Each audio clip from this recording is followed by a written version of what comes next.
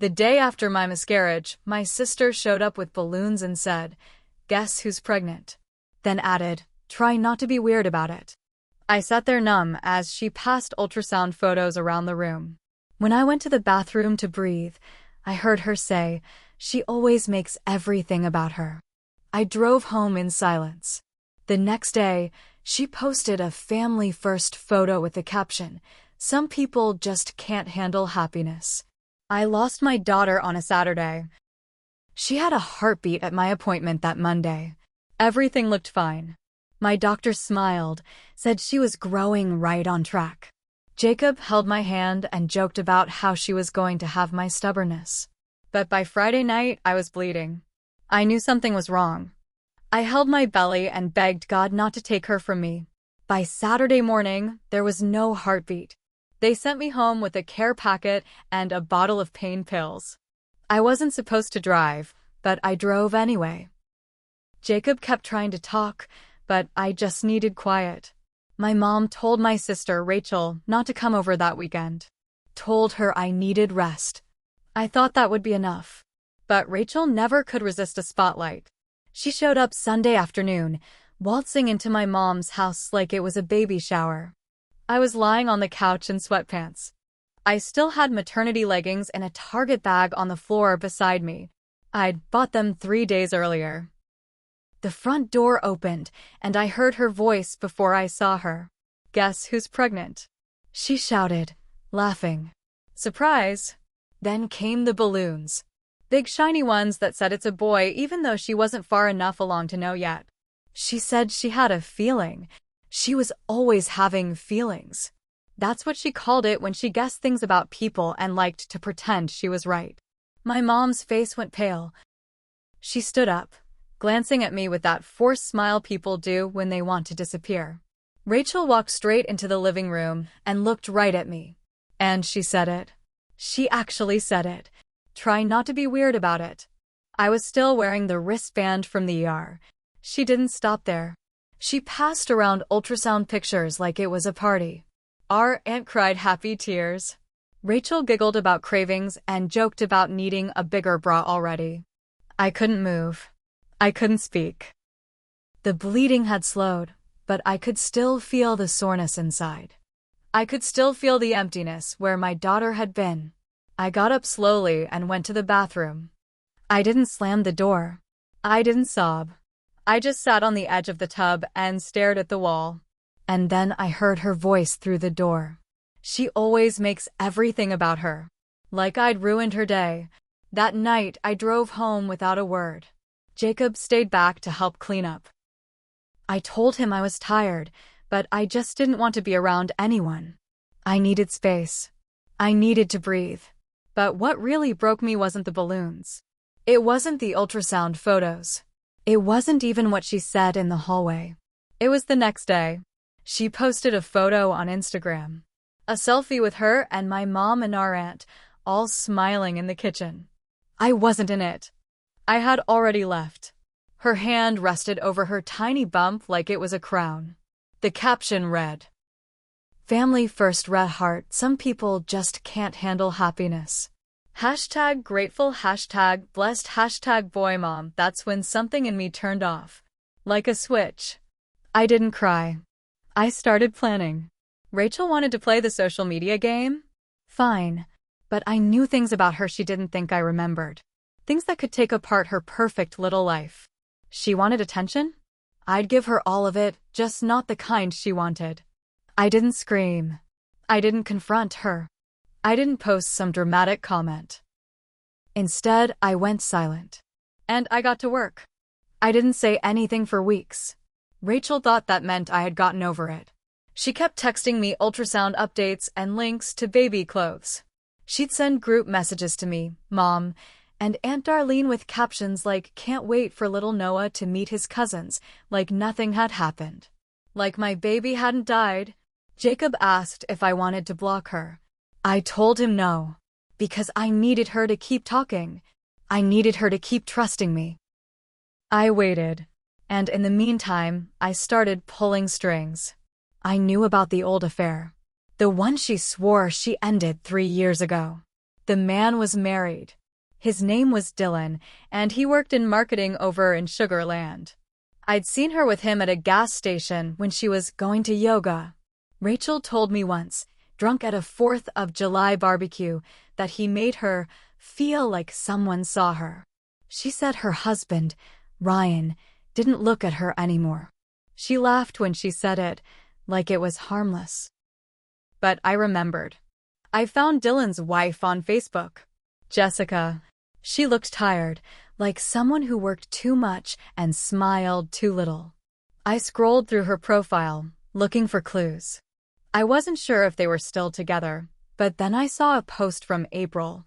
12 years married today. Some days are hard, but he's my person. I stared at that caption for a long time. Then I sent her a message. I didn't pretend to be someone else. I used my full name. I told her I wasn't trying to hurt her.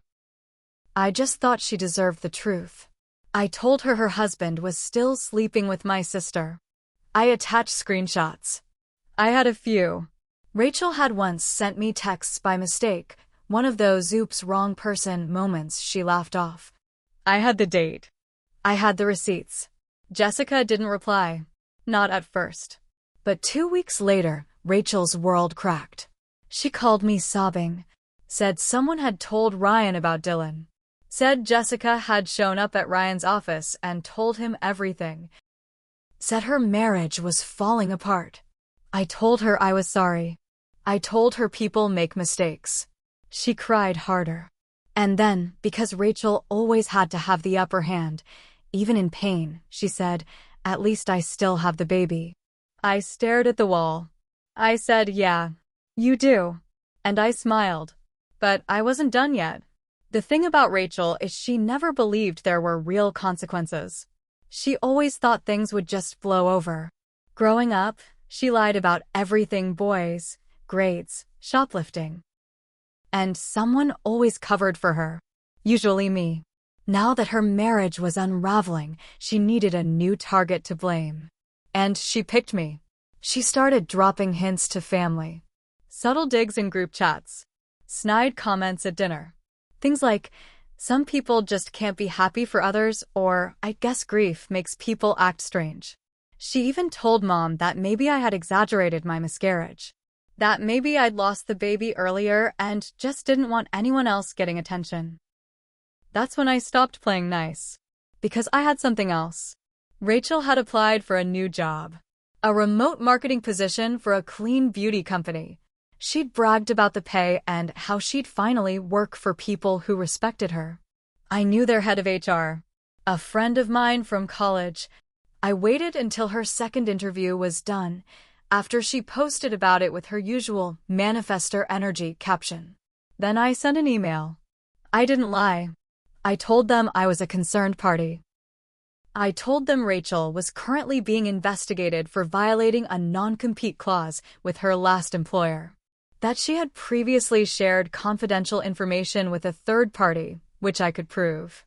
Because she had emailed me her pitch deck to check the wording, and I still had it. The offer was pulled. Rachel lost it. She sent me a wall of text. Called me toxic. Accused me of being obsessed with her. Said I was jealous of the baby and bitter that I couldn't be a mom. I stared at that last sentence for a long time, and I didn't respond. Instead, I made one more move. I filed a claim with CPS. I didn't make anything up. I just told the truth. Rachel and Ryan were fighting. Loud enough the neighbors heard. Loud enough that Jessica, the wife of the man Rachel cheated with, had messaged me back. She told me Ryan had thrown a chair. That Rachel had been drinking again, even though she said she quit when she got pregnant. I knew CPS wouldn't remove a baby based on rumors. But they'd do a welfare check.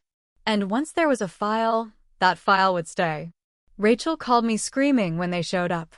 "You're destroying my life." I hung up. Because I wasn't done. Not even close. Rachel stopped speaking to me after the CPS visit. She told the whole family I was mentally unstable. That losing the baby had broken something in me. That I was lashing out, trying to ruin her life out of jealousy. She begged people to block me. Most didn't. Some did. But the real shift happened when Ryan left her. He filed for divorce 6 weeks after CPS showed up. Quietly. No lawyers shouting. Just cold, final paperwork. He left the house to her. Took the truck. Moved in with a coworker. Rachel posted a black and white selfie with the caption, "Sometimes rock bottom is where we rebuild." No one liked it. Not even Mom. Her baby shower got canceled. People backed out without saying why. Her ex-lover, Dylan, never responded to her calls again. Jessica divorced him. Took the kids. Moved to Georgia. I thought I'd feel peace. I thought that would be the end. But something unexpected happened. Jacob left me. He said I wasn't the same. Said I'd changed since the miscarriage, and he was scared of who I was turning into. Said I held on to pain like a weapon. He didn't even fight when I asked him to go. I stared at our empty bedroom for a long time after he left. And I realized something. He was right. I had let the hate eat me alive. I had burned down her life. But mine was ash too. 3 months later, Rachel had the baby. A boy. She named him Noah like she said she would. I didn't visit. I didn't send a gift. But one night around 2 a.m., I got a message. Just one line. "He looks like your daughter." I stared at the screen until it dimmed, and then I cried. For her. For me. For what we both became. Because in the end, we both lost everything. And somehow, that was the justice I hadn't expected. Not flames. Not courtrooms. Not screaming or headlines. Just silence. 2 sisters. 2 graves. One real, one emotional. Both full of the same thing. Loss,